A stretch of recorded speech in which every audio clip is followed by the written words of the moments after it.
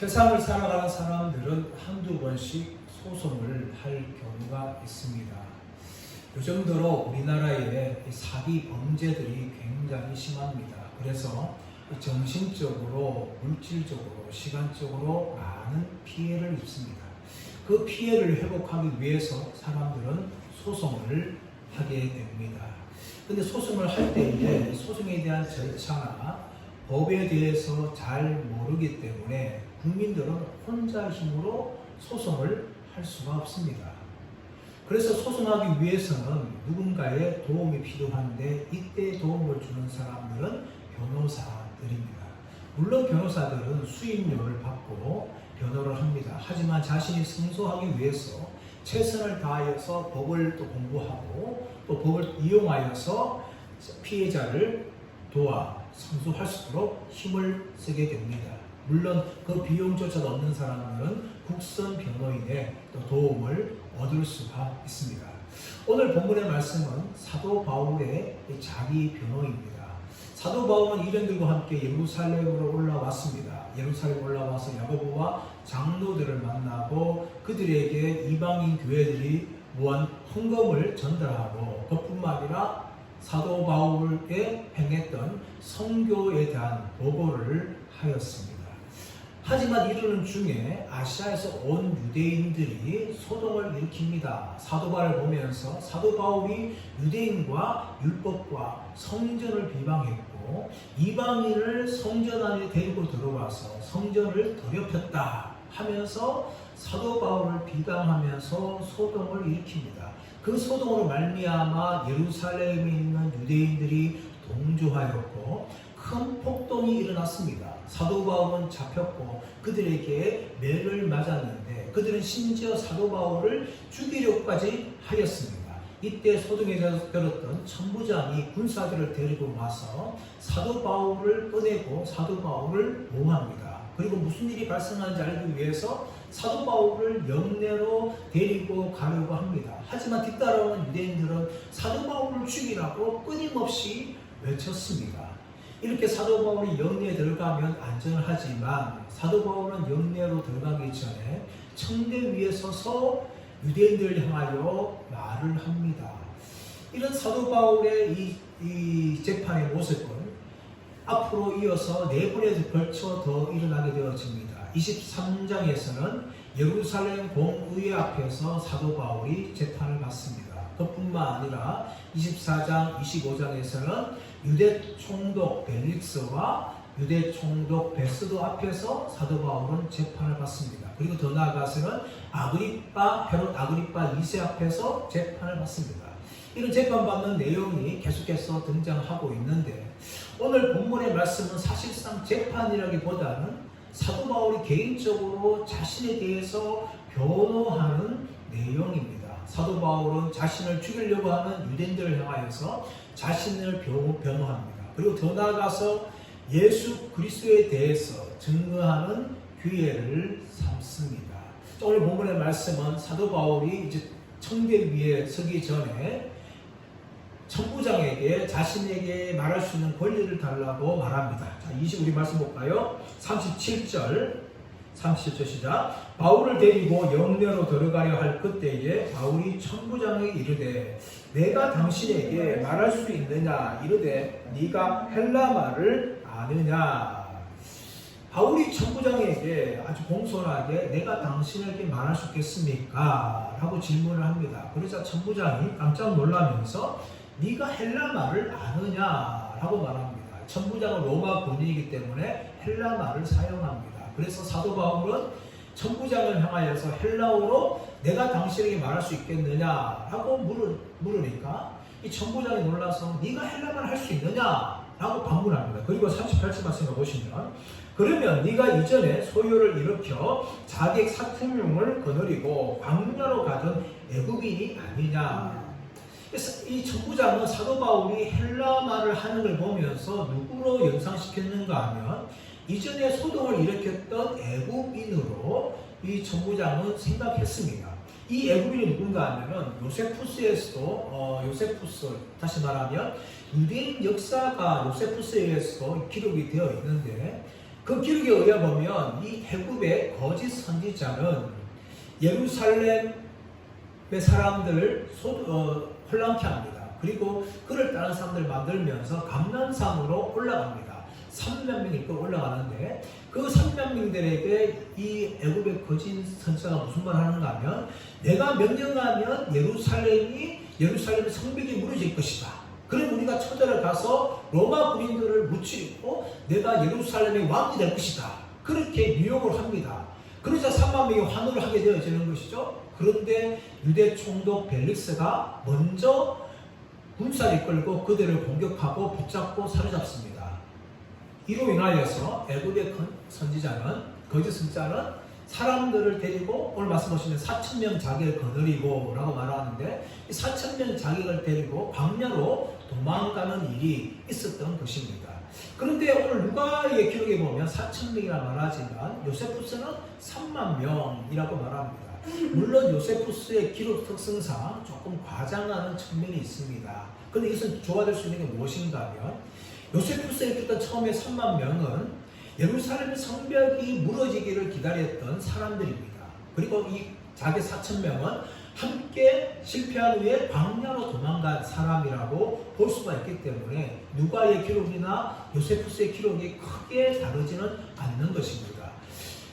사도 바울이 헬라말을 하고 또 사람들이 막 사도 바울 때문에 소동을 보면서 이 천부장은 이 사도 바울이 애굽의 거짓 선지자일 것이다. 그렇게 오해를 하였습니다. 그러자 사도 바울이 자신이 누군지에 대해서 39절에서 밝히고 있습니다. 39절 말씀 보시면 바울이 이르되 나는 유대인이라 소읍이 아닌 길리기아 다소시의 시민이니 청컨대 백성에게 말하기를 허락하라.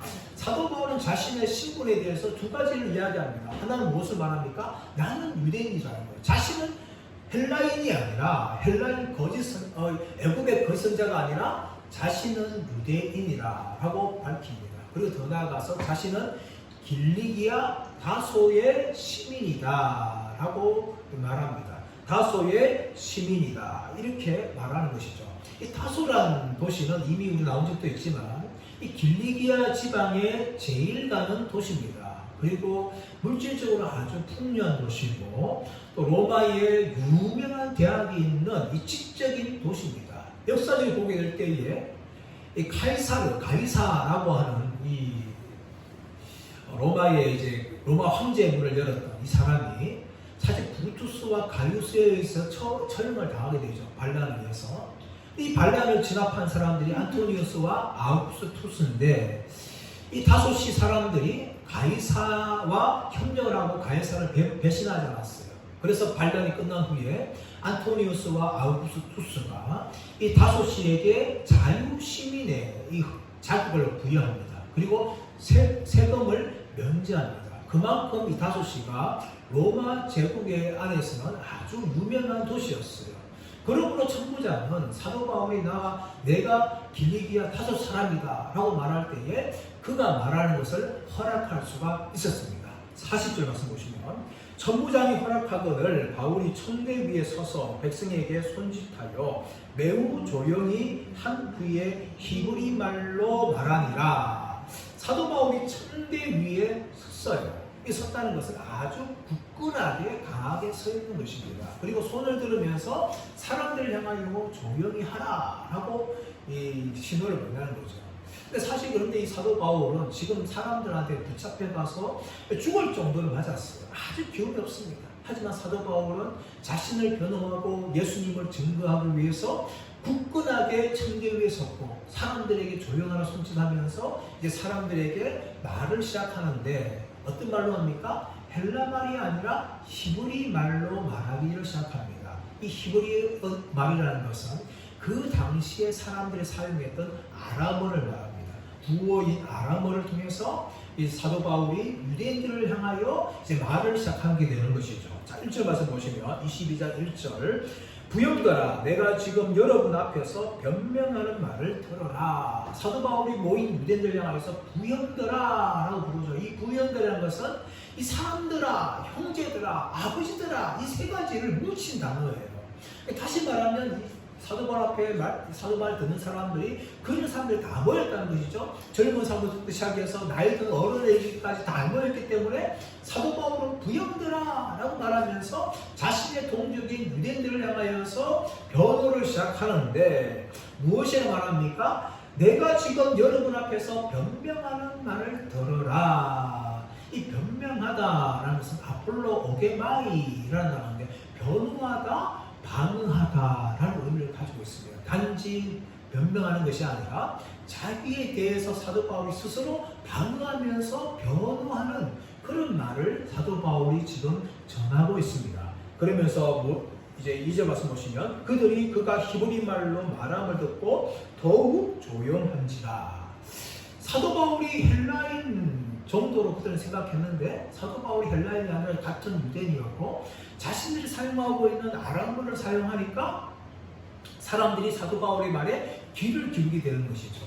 3절부터 이제 21절까지 사도 바울이 자신을 변호하는 내용이 나오고 있는데 사실 이 부분은 크게 5부분으로 나눌 수가 있습니다. 먼저 3절 말씀 보시면 사도 바울이 자신의 성장 배경에서 말하고 있습니다. 3절 나는 유대인으로 길리기아 다수에서 낳고 이 성에서 자란 가말리엘 문화에서 우리 조상들의 율법의 엄한 교훈을 받았고 오늘 너희 모든 사람처럼 하나님께 대하여 열심히 있는 자라.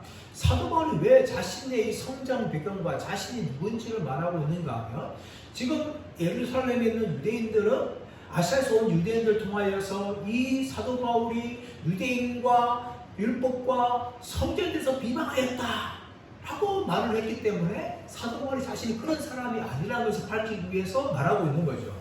나는 유대인으로서 길리기아 다소에서 났다 라고 이야기합니다. 여기 앞에서 말한 거죠. 그런데 이어져 말씀 보시면 이 성에서 자라, 이 성에서 자라. 우리 한글에서는 한글 성경에 뭐가 빠졌는가 하면 그러나 라는 단어가 빠졌어요.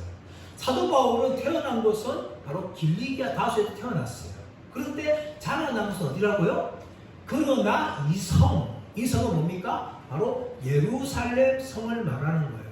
사도 바울은 언제 예루살렘에 왔는지 사실 정확하게 나오고 있지 않습니다. 학자들에 의하면 대개 12살에서 13살 정도 예루살렘으로 유학을 왔다라고 이제 알려지게 되었습니다. 어린 나이에 사도 바울은 다소를 떠나서 예루살렘에 왔습니다. 그리고 어떻게 합니까? 가말리엘 문화에서 우리 조상들의 율법에 엄한 교육을 받았다라고 말합니다. 이 가말리엘은 누굽니까? 이 가말리엘은 율법의 아주 대표적인 두 파 중에 한 지역을 대표하는 사람입니다. 유대인들의 율법에는 두 가지 학파가 있습니다. 하나는 샴마이 학파, 하나는 힐렐 학파가 있는데 이 샴마이 학파는 율법을 아주 엄격하게 해석하는 학파고 힐렐 학파는 그래도 좀 자유롭게 해석하는 학파인데 이 가말리엘은 힐렐 학파의 거두였어요. 대표적인 학자였습니다. 대표적인 학자로서 유명한 사람인데 사도 바울이 가말리엘 문화에서 내가 교육을 받았다. 유대인들 율법에 엄한 율법을 받았다. 그렇게 말하고 있는 거죠. 이 가말리엘 문화란 무슨 말인가 하면 정확하게 말하면 가말리엘의 발 아래서 이 발 아래서의 표현은 뭔가 하면 제자가 되었다. 제자가.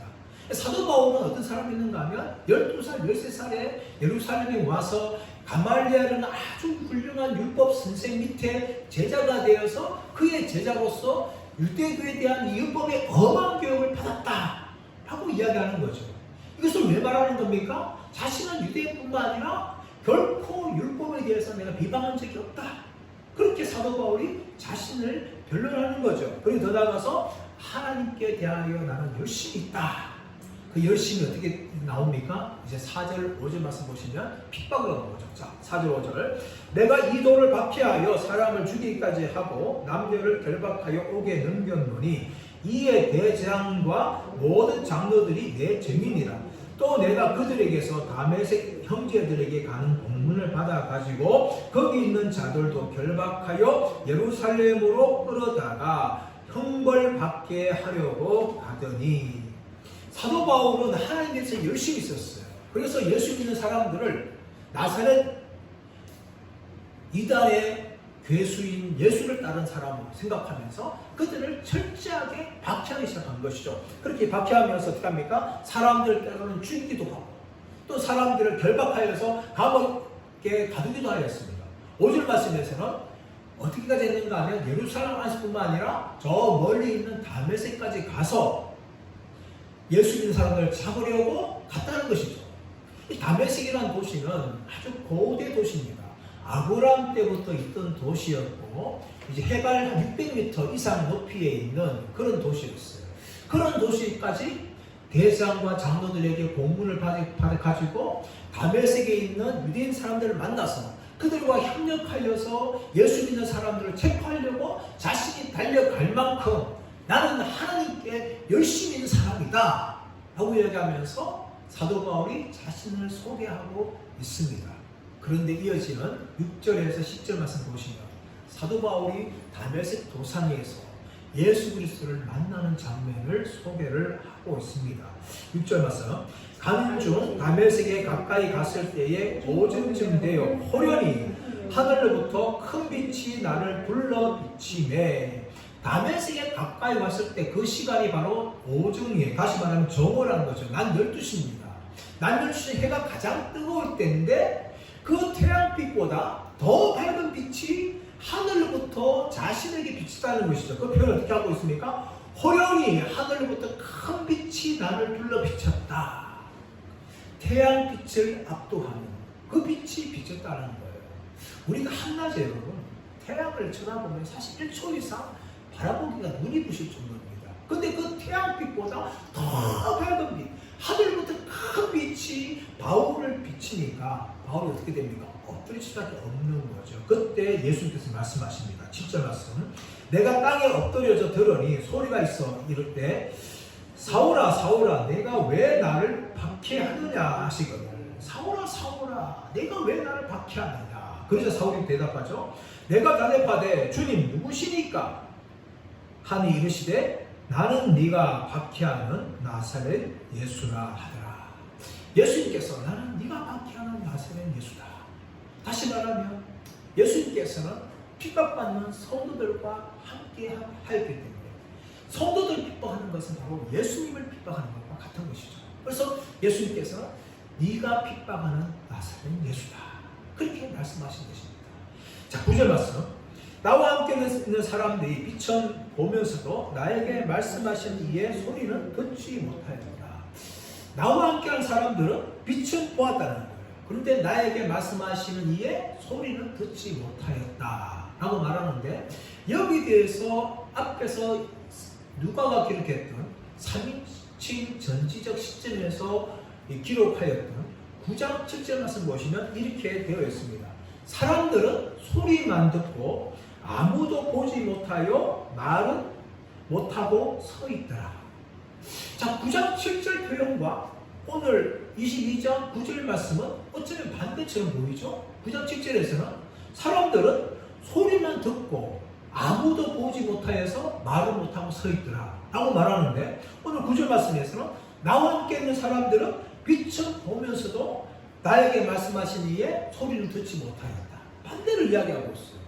누가의 기록과 이 사도 바울이 자기가 간증하는 기록이 거의 반대로 나오죠. 이게 무엇입니까? 아니라는 겁니다. 포인트가 어디 있는가 하면 9절 말씀 보시면 나에게 말씀하신 이의 소리는 듣지 못하였다. 여기 있는 거예요. 예수님이 말씀하셨어요. 사람들은 소리는 들었어요. 9장 7절 말씀처럼 소리는 들었어요. 그런데 뭘 못 들어요? 사도 바울에게 말하는 소리를 듣지 못하는 것이죠. 예수님의 소리는 들렸어요. 하지만 예수님은요, 다른 사람들에게 말한 것이 아니라 사도 바울에게 말한 것이죠. 그리고 그들은 빛은 보았습니다. 하지만 빛 가운데 임하시는 예수 그리스도를 보지 못하는 거죠. 그래서 사도 바울은 그들은 소리는 들었지만 아무도 보지 못하였다라고 누가가 9장 7절에서 말하고 있는 것이고 오늘 22장 9절에서는 무슨 말하고 있는가 하면 사람들은 빛은 보았지만 나에게 말씀하신 소리를 전혀 듣지 못하였다 라고 말하면서 두 가지가 전혀 모순된 내용이 아니라는 것을 우리는 알 수가 있습니다. 분명히 예수님이 말씀하셨어요. 사람들 소리를 들었습니다. 하지만 사도 바울 개인에게 하시는 말씀, 네가 왜 나를 핍박하느냐, 나는 네가 핍박하는 나는 예수다 하는 소리를 듣지 못하였어요. 그들은 빛을 보았습니다. 하지만 빛 가운데 임하시는 예수님을 보지 못한 거죠. 사도 바울이 다메섹 도상에서 이런 체험을 한 것은 모든 사람들이 주어진 것이 아닙니다. 바로 예수님께서 사도 바울을 만나주시는 독특한 장면이었습니다. 그리고 사도 바울은 이렇게 고백을 하고 있는 거죠. 그래서 예수님께서는 사도 바울에게 네가 이제 다메섹 들어가서 아나니아를 만날 것을 이야기합니다. 10절 말씀. 내가 이르되 주님 무엇을 하리이까? 주께서 이르시되 일어나 다메섹으로 들어가라. 내가 해야 할 모든 것을 거기서 누가 이루리라 하시거늘. 자, 사도 바울이 예수님 말씀을 듣고 이제 다메섹에 들어가는데, 자 11절 나는 그 빛의 광채로 말미암아 볼 수 없게 되었으므로 나와 함께 있는 사람들의 손에 끌려 다메섹에 들어갔노라. 자, 다메섹에 들어가 사도 바울은 누굴 만납니까? 아나니아를 만납니다. 12절 율법에 따라 경건한 사람으로 거기 사는 모든 유대인들에게 칭찬을 듣는 아나니아라 하는 이가, 자, 아나니아 히브리 말로는 하냐냐라는 의미입니다. 이것은 여호와의 은혜로우시다. 아나니아 이름은 그런 의미를 가지고 있어요. 그런데 이런 이름을 가진 이 아나니아의 두 가지 특징이 있는데, 자 12절 말씀 보시면 율법에 따라 경건한 사람이다. 율법에 따라 경건한 사람이다. 더 나아가서 뭡니까? 모든 유대인들에게 칭찬을 듣는 사람이다. 그렇게 아나니아에 대해서 평가를 하는 거죠. 아나니아는 예수를 믿어서 예수님의 제자가 되었습니다. 하지만 유대인으로서 율법도 철저하게 잘 지켰기 때문에 모든 유대인들, 믿는 유대인들이나 안 믿는 유대인들이나 모든 유대인들이 이 아나니아를 그렇게 칭찬하였어요. 사도 바울이 이 아나를 통해서 이제 예수님의 말씀을 듣게 되어지는데요. 자 13절 내게 와 곁에 서서 말하되 형제 사오라 다시 보라 하거늘 즉시 그를 쳐다보았노라. 사도 바울은 아나니아가 쳐다보라 라는 말 듣고 쳐다보는데 그 순간 이제 눈을 뜨게 되는 거죠. 그리고 난 다음에 14절 그가 또 이르되 우리 조상들의 하나님이 너를 택하여 너로 하여금 자기 뜻을 알게 하시며 또 그 의인을 보게 하시고 그 입에서 나오는 음성을 듣게 하셨나니. 자, 이제 아나니아는 이제 사도 바울이 무슨 말입니까? 하나님이 너를 택하시고 너를 부르셨다. 그리고 그래서 네가 다메섹에서 만난 그 경험은 바로 예수님을 만난 것이다 라는 것을 알려주는 거죠. 너로 하여금 자기 뜻을 알게 하시며, 자기 뜻은 무엇입니까? 사도 바울을 이방인의 사도로 부르시는 것이죠. 그리고 더 나아가서 그 의인을 보게 하시고 그 입에서 나오는 음성을 듣게 하셨다. 사도 바울만이 예수님을 보았습니다. 또 사도 바울만이 예수님이 하시는 말씀이 무엇인지를 듣게 된 것이죠. 이것이 사도 바울의 체험이었습니다. 자 15절 내가 그를 위하여 모든 사람 앞에서 내가 보고 들은 것에 대해서 증인이 되리라. 사도 바울이 이방인의 사도로 부름받게 된다는 것을 아나니아가 말하고 있는 것입니다. 자, 그런데 그 말을 들었던 사도 바울이 어떻습니까? 주저하고 있는 거예요. 자 16절 이제는 왜 주저하느냐? 일어나 주의 말씀을 불러 세례를 받고 너의 죄를 씻으라 하더라. 사도 바울이 이런 경험을 할 때 사도 바울은 사실 마음이 너무나 혼란되었을 것입니다. 분명히 지금까지 자신은 율법을 철저하게 지킨 유대인으로서 자신이 하나님을 잘 믿는다고 생각하였는데 이 다메섹 도상의 경험을 통하여서 그게 아니라는 것을 깨닫게 되는 거죠. 예수님이 환상을 보면서 자신이 보잘것없는 연약한 죄인이라는 것을 발견했어요. 그렇게 마음에 주저할 때에 아나니아가 그를 향한 말하죠. 왜 주저하느냐? 일어나 세례를 받고 너의 죄를 씻어라. 그렇게 말합니다. 이 세례는 무엇입니까? 세례는 두 가지 의미가 있어요. 하나는 자신의 죄를 씻는다는 상징적인 의미가 있어요. 세례 자체가 죄를 씻는 것이 아니죠. 물로 씻을 때 무슨 죄가 지겠습니까? 이미 예수 믿었기 때문에 죄가 씻어졌다는 것을 상징적으로 보여주는 표현이 바로 세례입니다. 또 하나는 뭡니까? 공적인 고백이죠. 내가 이제 예수 믿는 사람이 되었다는 것을 고백하는 것이 바로 세례죠. 사도 바울이 말하는 것은 무엇입니까? 지금 사도 바울은 예수 믿는 사람들을 잡아서 감옥에 가두고 죽이는 악한 일을 행하였어요. 그러나 네가 이제 예수님 만나서 예수 믿게 되었고 또 이방인의 사도로 부름받기 때문에 네가 세례를 받아서 너의 죄가 씻음 받았다는 것을 확인하라. 그리고 더 나아가서 이제 네가 이방인의 사도로 부름받는 것 사람들 앞에서 고백을 하여라 하는 의미가 사도 바울이 받는 세례의 의미라는 것이죠. 그렇게 사도 바울이 이제 세례를 받게 되어집니다. 여기까지가 사도 바울이 이제 예수님을 다메섹 도상에서 만난 이 경험을 이제 이야기하고 있는데, 이어지는 내용은 뭔가 이제 세 번째로 사도 바울이 이제 예루살렘에서 환상 가운데 예수님을 만나는 장면을 보여줍니다. 자, 17절. 내가 예루살렘으로 돌아와서 성전에서 기도할 때에 황홀한 중에 후에 내가 예루살렘으로 돌아와서, 이 후에라는 이 단어는요, 다메섹 도상에서 바로 만난 후에 예루살렘에 돌아갔다라는 의미가 아니라 이 후에라는 것은 적어도 3년이라는 시간이 흘러간 것을 이야기합니다. 사도 바울은 다메섹 도상에서 예수님을 만난 후에 유대인의 핍박을 피해서 아라비아 광야로 도망을 가죠. 아라비아 광야에서 3년을 보냅니다. 3년을 보내면서 구약성경을 공부하면서 자신이 만난 예수 그리스도가 구약에서 말씀하고 있는 메시아가 맞는지를 사도 바울은 확인하였습니다. 그리고 더 나아가서 아라비아에 사는 사람들에게 복음을 전하였어요. 이렇게 3년을 아라비아 광야를 보낸 후에 다시 3년 후에 사도 바울이 예루살렘으로 그렇게 돌아왔습니다. 예루살렘 돌아와서 어떻게 합니까? 말씀 보시면 성전에서 기도할 때에 황홀한 중에, 사도 바울이 예루살렘에 돌아와서 한 일은 무엇인가 하면 성전에서 기도했다는 거예요. 성전에서 기도했다. 이 성전에서 기도했다. 기도하는 단어가 프로스코메이라는 단어인데, 이 단어가 현재 분사형으로 사용되었습니다. 이것이 무슨 의미를 가지고 있는가 하면, 사도 바울은 기도를 한 번만 하는 사람이 아니라 늘 습관적으로 기도하는 사람이었고 기도의 경지에 들어간 사람이라는 것을 말하고 있는 거죠. 왜 그렇습니까? 이 기도하는 중에 사도 바울이 환상을 경험하는 거죠. 성전에서 매일 습관적으로 기도하는데 단지 습관뿐만 아니라 기도의 깊은 경지를 경험했기 때문에 사도 바울은 이 기도하다가 다시금 예수님을 만나게 되어집니다. 황홀한 중에, 그래서 환상 중에 엑스타시라는 걸 의미하고 있는데, 예수님께서 사도 바울을 환상을 보여주면서 만나주는 거죠. 자, 18절.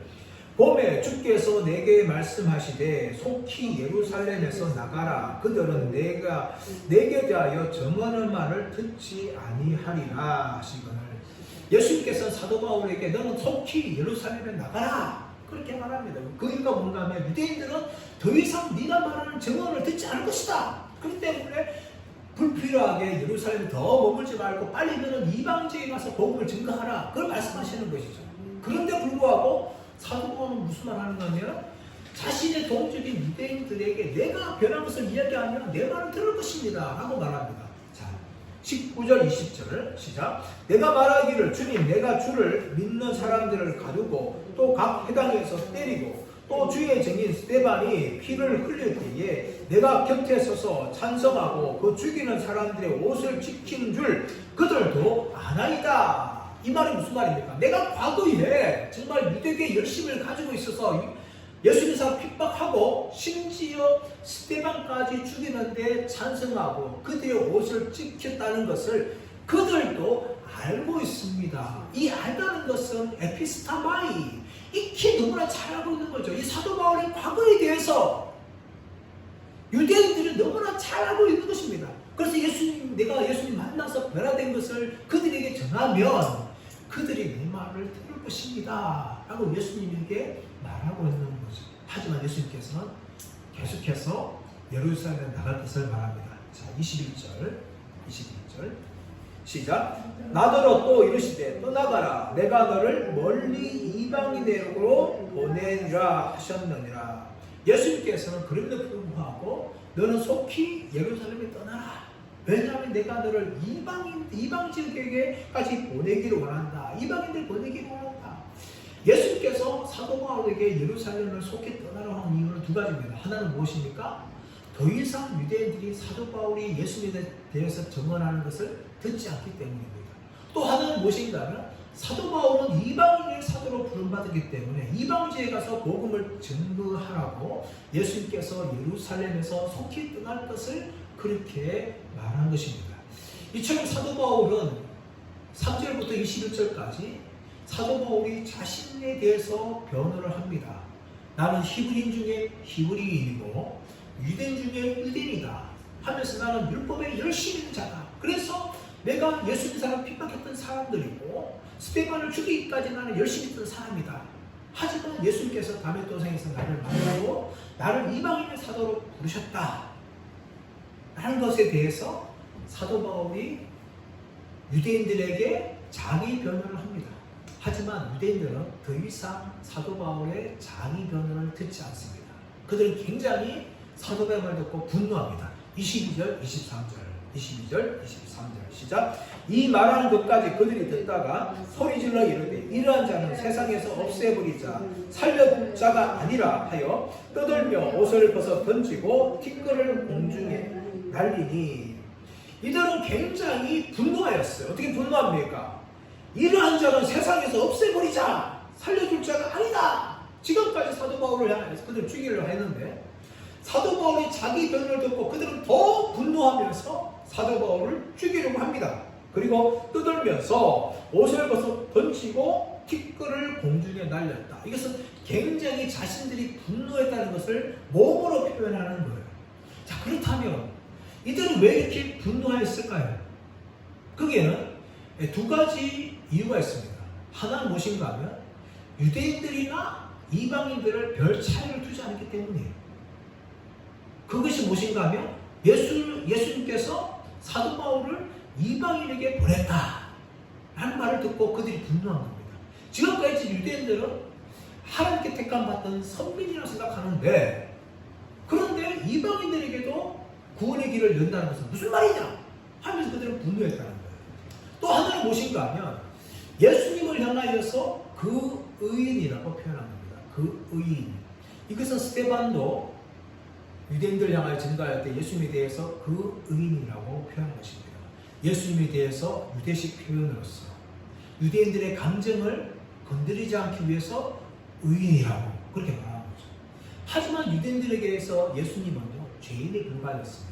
신명기 21장 23절 같은 거 보시면 나무에 달린 자는 하나님께 저주를 받은 자다라고 말하는 거죠. 그러므로 예수님은 십자가에 죽었기 때문에 그는 의인이 아니라 죄인이고 하나님께 버림받은 자다. 하나님께 벌받은 자다. 유대인은 그렇게 생각했어요. 그런데 사도 바울은 예수님을 향하여서 그 의인이라고 그렇게 칭하면서 유대인들의 분노를 산 거죠. 이렇게 유대인들이 분노하면서 사도 바울을 죽이려고 하니까 천부장이 개입합니다. 24절 천부장이 바울을 명례로 데려다가 명하고 그들이 무슨 말로 그에 대하여 떠드는지 알고자 하여 채찍질하며 신문하라 한대. 지금 천부장은 소동이 왜 일어나는지 정확하게 알 수가 없어요. 왜냐하면 사도 바울이 자기 변호를 하면서 헬라어로 말하는 것이 아니라 아람어로 히브리 말로 그렇게 자기 변호를 하였어요. 아무리 통역이 있다 할지라도 이 사도 바울의 말에 대해서 정확하게 다 이해할 수가 없었어요. 그러므로 천부장은 왜 이런 소동이 계속 일어나는지 신문하기 위해서 바울을 채찍으로 때리며 신문하라 그렇게 군사들에게 명령을 합니다. 이 로마 군인들의 채찍질은 굉장히 고통스럽습니다. 심지어 사람들을 죽이기까지 하죠. 이 채찍질이 뭡니까? 바로 예수님께 행해진 것입니다. 로마의 채찍에는요 보통 8가지 가죽으로 되어 있는데 그 끝에마다 무엇이 되어 있습니까? 날카로운 쇠붙이나 짐승의 뼈가 붙어 있어요. 그래서 제수의 옷을 벗기고 옷을 입는다 할지라도 그 채찍을 때리면요 옷이 다 떨어질 뿐만 아니라 근육까지 핏줄까지 다 터져나가는 거죠. 그래서 제수는 그 채찍질만으로도 죽을 수가 있는 것입니다. 왜 예수님께 십자가를 들고 가시면서 쓰러졌습니까? 이미 채찍에 의해서 초절범이 되었기 때문에 예수님은 더 이상 십자가를 들고 갈 수 있는 힘이 없었던 것이죠. 이것이 로마의 무시무시한 채찍질입니다. 천부장은 바울을 향하여서 바울을 신문하기 위해서 채찍을 때리라 그렇게 명령하니까 곧장 군인들이 순종하죠. 복종합니다. 25절 가죽줄로 바울을 매니 바울을 때리기 위해서 채찍을 때리기 위해서 바울을 단단하게 공중에 달았습니다. 그리고 옷을 벗기고 채찍을 때리려고 하는 거죠. 그때 바울이 말합니다. 25절 하반절 바울이 곁에 서 있는 백부장들어 이르되 너희가 로마 시민된 자를 죄도 정하지 아니하고 채찍질 할 수 있느냐 하니 바울이 무슨 말합니까? 로마 시민된 자를 죄도 정하지 아니하고 채찍질 할 수 있느냐 이렇게 말한 것은 로마법에 근거한 것입니다. 로마 시민들은 정식으로 범죄할 때 재판을 받아야 되고 재판을 통해서 형이 정해져야지만 그제서야 형벌을 가할 수가 있는 것입니다. 채찍으로 때리든 뭐든 어떤 형벌을 내든 간에 정식 재판이 끝난 후에야 그제서야 형벌을 내릴 수 있는데 사도 바울은 무엇을 따지고 있는가 하면 너희가 로마 시민인 나를 재판도 하지 않고 어떻게 때리려고 하느냐 그렇게 따지는 것이죠. 합당한 항변이었습니다. 그러자 백부장이 놀라는 거죠. 26절 백부장이 듣고 가서 천부장에게 전하여 이르되 어찌하려 하느냐 이는 로마 시민이다. 바울의 말을 들었던 천부장이 깜짝 놀라면서 천부장이 달려갑니다. 저 사람이 로마 시민이었습니다. 그렇게 하니까 천부장도 놀라면서 바울에게 대화를 하게 되는 거죠. 27절 천부장이 와서 바울에게 말하되 네가 로마 시민이냐 내게 말하라 이르되 그러하다. 28절 천부장이 대답하되 나는 돈을 많이 들여 시민권을 얻었노라. 그 말하니 바울이 이르되 나는 나면서부터라 라고 이야기합니다. 로마 시민의 두 가지 종류가 있습니다. 태어나면서 로마 시민권을 가지고 태어난 사람이 있는가 하면 또 하나는 돈을 많이 주고 로마 시민권을 산 사람이 있습니다. 우리나라 조선 후기 때도 사실 양반 이런 것들 돈 주고 사는 경우 있지 않습니까? 나라가 타락하면 이 신분 제도까지도 돈 주고 사는 경우가 나게 되어지는데 이 천부장은 바로 돈을 주고 높은 가지고 있는 사람에게 돈을 주고 로마 시민권 산 사람이에요. 근데 로마 시민권이 두 가지 종류가 있는데 누가 더 높은 사람인가 하면 더 인정하는 사람들은 하면 태어나면서부터 로마 시민권을 가지고 태어난 사람이 더 높은 사람들로 인정받아요. 천부장 자신은 돈을 주고 산 사람이기 때문에 사도 바울이 태어나면서부터 로마 시민이라는 말 듣고 천부장은 깜짝 놀란 거죠. 그리고 무엇을 두려워합니까? 자신이 신문도 하지 않고 로마 시민인 사도 바울을 때리려고 한 것을 두려워하죠. 29절 신문하려던 사람들이 곧 그에게서 물러가고 천부장도 그가 로마 시민인 줄 알고 또 그 결박한 것 때문에 두려워하니라. 후원이 두려운 거죠. 그렇다면 여러분 한 가지 질문이 무엇인가 하면 왜 사도 바울이 처음부터 자신이 로마 시민이라는 것을 말하지 않고 변론을 시작했느냐 하는 것입니다. 그 이유는 무엇인가 하면 만약 처음부터 사도 바울이 로마 유대인들을 향하여서 내가 로마 시민이다 라고 말을 했다면 사도 바울이 자기 변호하는 것을 유대인들은 듣지 않았을 거예요. 저 사람은 로마 시민이야 우리와 달라 하면서 사도 바울을 듣지 않고 처음부터 사도 바울을 죽이려고 소동을 일으킬 것입니다. 하지만 사도 바울은 처음부터 자신이 유대인이라고 말하면서 변론을 한 것이죠. 그런데 왜 하필이면 채찍을 맞을 때에 로마 시민을 말했겠느냐. 여기에 대해서 어떤 학자들은 사도 바울이 비급해서 자신의 안전을 위해서 밝힌 것이다 라고 말하는 분도 있습니다. 하지만 사도 바울은 이미 자신은 예루살렘에서 죽을 것도 각오한 사람이기 때문에 자신의 목숨이나 안전을 지키기 위해서 말한 것이 아닙니다. 사도 바울이 이제서야 밝히는 이유는 무엇인가 하면 사도 바울이 사명이기 때문이에요. 자신은 로마까지 가야 합니다. 채찍이 맞아 죽으면 자신의 사명을 감당할 수 없어요. 그래서 그러면 사도 바울은 자신의 사명을 감당하기 위해서 자신이 로마 시민을 밝히고 무시무시한 채찍질 당하는 것을 피하는 것입니다. 이것은 영적인 지혜입니다. 우리가 예수 믿을 때에 불필요한 고난과 핍박을 받지 말아야 하는 것입니다. 물론 우리가 당당하게 예수 믿음을 증거함을 통하여서 받는 고난은 우리가 받아야 되죠. 하지만 불필요하게 받는 고난은 굳이 받을 필요가 없는 것입니다. 더군다나 사도 바울은 자신의 사명을 감당하기 위해서 자신이 로마 시민임을 밝혔다는 것입니다. 예수님께서는 제 아들을 파송하시면서 하신 말씀이 무엇입니까? 너희는 맹같이 지혜롭고 비둘기같이 순결하라. 우리는 세상에서 비둘기처럼 순결하게 살아야 되지만 맹처럼 지혜롭게 살아야 돼요. 복음을 증거하기 위해서는 불필요한 고난과 싸움과 다툼을 우리는 하지 말아야 됩니다. 하지만 담대하게 예수 그리스도의 증인으로서 우리는 살아가야 하는 것입니다. 저와 여러분도 마찬가지로 우리에게는 사명이 있습니다. 믿음의 사명, 또 주어진 사명들이 있어요. 이 사명을 감당하기 위해서 우리는 끝까지 담대한 사람들 되기를 축복합니다. 동시에 우리는 뱀같이 지혜로워져서 불필요한 싸움과 다툼과 고난을 피하고 예수님의 증인으로서 당당하게 이 땅의 삶을 살아가시는 저와 여러분 모두가 되시기를 예수님의 이름으로 축원합니다.